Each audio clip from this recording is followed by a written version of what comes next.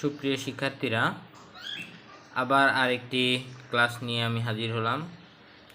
সপ্তম শ্রেণীর গণিত 4.2-এর 25 এবং 26 অঙ্ক আজকে করিয়ে দিব। দেখো, অঙ্কটি বলছে কি, 2a² b² plus 5abd plus 3d square আর ab প্লাস d। তাহলে সমাধান করি। এই যে এটা হচ্ছে ভাজক, ভাজক লিখলাম, এবং এটা হচ্ছে ভাজ্য, এই যে ভাজ্য লিখলাম।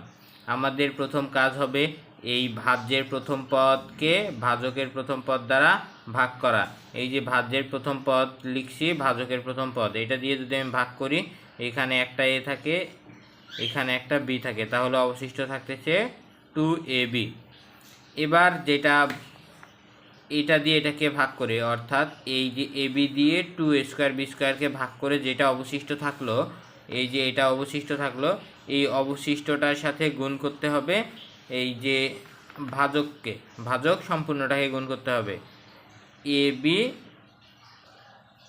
Plus d। এটাকে যদি আমরা গুণ করি তাহলে এখানে দাঁড়ায় কি 2a² b² প্লাস 2abd।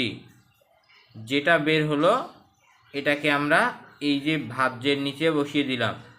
এই যে 2a² b² 2a² b² plus 2abd বসানোর পর এইটার এটা আমরা কেটে দিতে পারি। দেওয়ার পর এইখানে 5টা abd আর এখানে 2টা abd বিয়োগ করলে আমাদের চিহ্নের পরিবর্তন করতে হয়।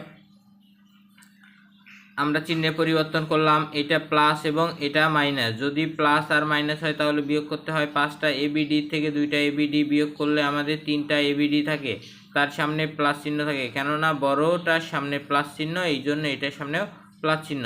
এই যে এক্সট্রা যে 3d² আছে, এটাকে আমরা কেটে এখানে নিয়ে আসলাম।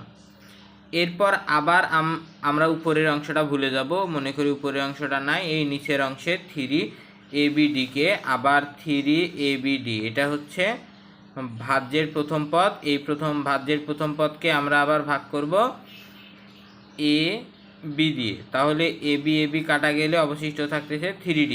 এই যে 3dকে আমরা এখানে লিখে দিচ্ছি, 3d প্লাস 3d লিখছি।